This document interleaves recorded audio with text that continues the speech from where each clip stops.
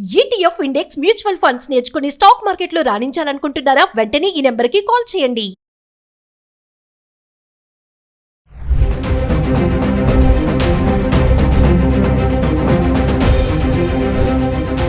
నమస్కారం, నేను మీ అడ్వకేట్ సంగీత. నేను ప్రతి వీడియోలో కూడా ఒక కేసుని తీసుకొచ్చి మీతో డిస్కషన్ ఎందుకు చేస్తున్నానంటే, ఈ సొసైటీలో ఏం జరుగుతుంది, ఎలాంటి కేసులు ఉంటున్నాయి అంటే, మీలో కూడా ఎవరైనా చిన్న అనుమానంతో కానివ్వండి, లేదు అనుకుంటే ఈ కేసు మాకు ఇలాంటి ప్రాబ్లం ఉంది, ఏం చేయాలి అనుకుంటే ఎవరికైనా ఉపయోగపడుతుందన్న ఉద్దేశంతో నేను కేస్ స్టడీస్తో మాత్రం మీ ముందుకు రావడం జరుగుతుంది. ఈ రోజు కూడా నేను ఒక కేసుతో మీ ముందుకు వచ్చాను. అదేంటంటే, ఒక అమ్మాయిని ఇష్టపడ్డాడు, పెళ్లి చేసుకుందామని చెప్పేసి డిసైడ్ అయిపోయారు. అంతా ఓకే అయింది. నా తర్వాత ఎంగేజ్మెంట్ అయిపోయిన తర్వాత నాకు ఈ పెళ్లి వద్దు అని కూర్చున్నాడు. ఎన్ని డబ్బులైనా సరే నేను ఇస్తాను, నేను కావాలంటే అప్పైనా చేసి ఇస్తాను, కానీ నాకు పెళ్లి వద్దు అన్నాడు. రీజన్ ఏంటి అని అంటే, ఏమీ లేదు, ఆ అమ్మాయి అంత బానే ఉంది, ఫ్యామిలీ అంత బానే ఉంది, వీళ్ళు ఓకే, అంతా ఓకే, ఎక్కడ గొడవ జరగలేదు, మిస్అండర్స్టాండింగ్స్ రాలేదు, ఏమీ రాలేదు. 1.5 month లో పెళ్లి. నాకు వెళ్ళొద్దు, నాకు వద్దు, నాకు క్యాన్సిల్ చేసేయండి, భయపడుతూ ఉన్నాడు. ఇదేంటి అని చెప్పేసి పోలీస్ స్టేషన్కి వెళ్ళారు. వీళ్ళు మా అమ్మాయిని ఎంగేజ్మెంట్ చేసుకున్నారు, మా పరువు పోయింది, మరి పెళ్లి చేసుకోవట్లేదు, ఎందుకు చేసుకోవట్లేదు అసలు అర్థం కావట్లేదు. ఆ అబ్బాయిని చెప్పమంటే నాకు పెళ్ళొద్దు అని చెప్పేసి, అసలు నాకు పెళ్ళే వద్దు, నేను ఇట్లనే ఉంటాను, నేను సింగిల్ గానే ఉంటాను అని చెప్పేసి అబ్బాయి చెప్తున్నాడు. మరి ఏదైనా ప్రాబ్లం ఉందా అని చెప్పేసి కూడా మేము అడగడం జరిగింది. అన్ని రకాలుగా ట్రై చేసినా కూడా ఆ పిల్లోడు ఏం చెప్పట్లేదు అని అంటే, సరే పిలుద్దామని చెప్పేసి పోలీస్ వాళ్ళు, ఎక్కువ సెటిల్మెంట్స్ అనేవి కూడా పోలీస్ స్టేషన్లో, దగ్గరలోని పోలీస్ స్టేషన్లోనే జరుగుతూ ఉంటాయి. అంటే మాకు కూడా ఇది పోలీసుల త్రూ వచ్చిన ఇన్ఫర్మేషన్. అంటే ఎక్కువగా మేము కేస్ స్టడీస్ గురించి మాట్లాడుతూ ఉంటాం కాబట్టి, పోలీసులతో ఇంటరాక్ట్ అవుతూ ఉంటాం కాబట్టి, మేము డిస్కస్ చేసుకున్న కేసు ఇది అన్నట్టు. ఇది కోర్టు దాకా వచ్చిన కేసు అయితే కాదు. అయితే ఈ కేసులో ఏమైంది అంటే, పోలీసులు పిలిచారు, బాబురా ఇట్లా అమ్మాయి వాళ్ళు వచ్చారు, నువ్వు పెళ్లి చేసుకోనని చెప్పేసి అంటున్నావంట, దేని గురించి చెప్పాల్సిందే అని చెప్పేసి అంటే, పోలీసులు పిలిచినప్పుడు ఖచ్చితంగా మరి దేని గురించి పిలుస్తున్నారు ఏంటిది అని చెప్పేసి ఫస్ట్ ఒక వ్యక్తిని పంపించండి, కనుక్కోండి దీని గురించి పిలుస్తున్నాము అని అంటే, ఏమైనా ఎఫ్ఐఆర్ ఫైల్ చేశారా లేకపోతే దేంటి అని చెప్పేసి చూసుకున్న తర్వాతనే మీరు ఎవరి పర్సన్ అయితే పిలుస్తున్నారో ఆ పర్సన్ అనే వాళ్ళు స్టేషన్లో కాల్ పెట్టండి. అంతేగాని ముందుగానే పోలీసులు పిలుస్తున్నారు అని చెప్పేసి గబాలను పరిగెత్తుకుంటూ వెళ్ళకండి.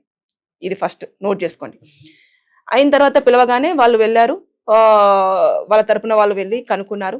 అంటే లేదు, ఎఫ్ఐఆర్ ఏం కాలేదు, ఈ అమ్మాయి పెళ్లి చేసుకోనని చెప్పేసి అంటున్నారు, కొంచెం ఒప్పించండి అని చెప్పేసి మా దగ్గరికి రావడం జరిగింది అని అంటే, ఆ అబ్బాయిని పిలిపించారు. పిలిపించిన తర్వాత ఆ అబ్బాయి వచ్చాడు. వచ్చిన తర్వాత ఎంత అడిగినా చెప్పట్లేదు.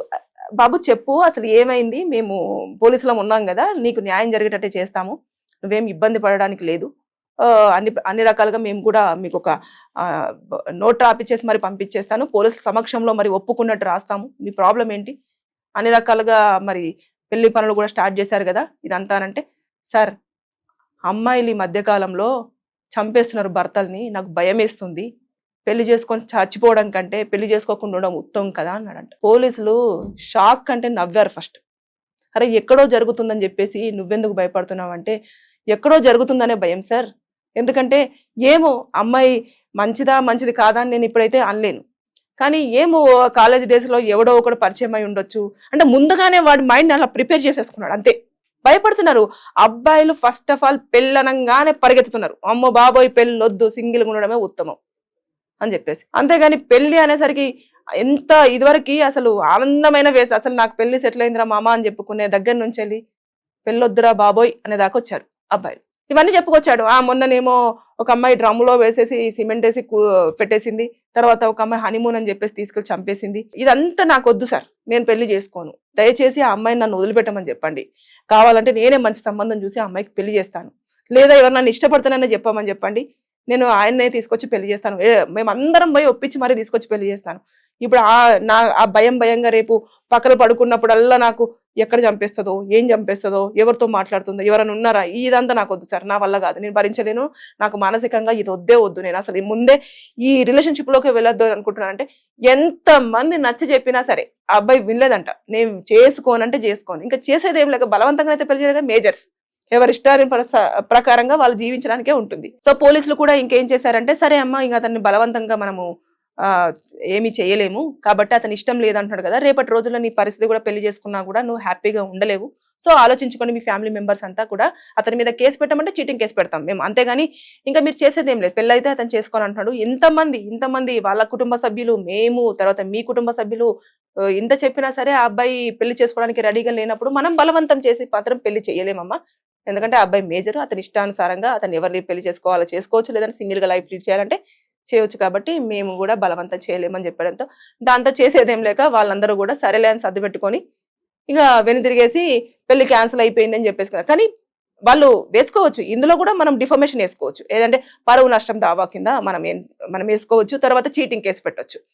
ఇలా కేసులు అట్రాక్టివ్ అవుతాయి. కాకపోతే ఏంటంటే అక్కడ కారణాలు ఏం లేవు. అతను ఏమంటాడు, నేను పెళ్లి చేసుకొని భయపడుతున్నాను అంటాడు. భయపడుతున్నప్పుడు మనం ఏం చేయగలం? ఎవ్వరూ ఏం చేయలేరు. చాలా ఫన్నీ కేసు అన్నట్టు ఇది. సో ఇంకా పోలీసులు సర్ది చెప్పేసి ఇంకా వాళ్ళకేమన్నా ఇచ్చిపుచ్చుకోవడాలు ఏమన్నా ఉంటే అవన్నీ ఇచ్చేపిచ్చేసి క్లియర్ చేశారంట. ఇలాంటివన్నీ జరుగుతున్నాయి. సో అమ్మాయిలు మీ వల్ల అబ్బాయిలు భయపడుతున్నారు. ఒకప్పుడు అమ్మాయిలు భయపడేవాళ్ళు, అరే అబ్బాయిలు చంపేస్తారేమో, నా కూతుర్ని పెళ్లి చేస్తే ఆడికి పంపించేస్తే ఎలా ఉంటుందో అని చెప్పేసి తల్లిదండ్రులు భయపడి అమ్మాయిలు భయపడే స్థాయి దగ్గర నుంచి వెళ్ళి అబ్బాయిల తల్లిదండ్రులు భయపడే స్థాయికి వచ్చారు. ఇష్టం లేకపోతే మీరు మేజర్స్, మీరు ఎవరినైనా పెళ్లి చేసుకో, తల్లిదండ్రుల మాట కోసమనో ఎవరినో చేసేసుకొని వాళ్ళని చంపేసి మీకు నచ్చిన వాళ్ళ కోసం వెళ్ళకండి. ముందుగానే మీరు నచ్చిన వాళ్ళు ఎవరైతే ఉంటారో, నేను మేజర్ని, నాకు నచ్చిన వారితో కలిసి ఉండే రైట్స్ నాకు ఉన్నాయి అని చెప్పేసి మీరు చెప్పుకొని ఉండండి.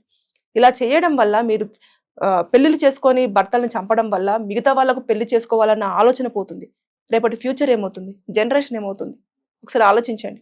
మీకు లీగల్ గా ఎలాంటి ఇన్ఫర్మేషన్ కావాలన్నా, లేదంటే మీకు ఏదైనా ప్రాబ్లమ్స్ ఉన్నా కింద కామెంట్ రూపంలో చెప్పండి, దాని మీద నేను వీడియో చేస్తాను. Thank you.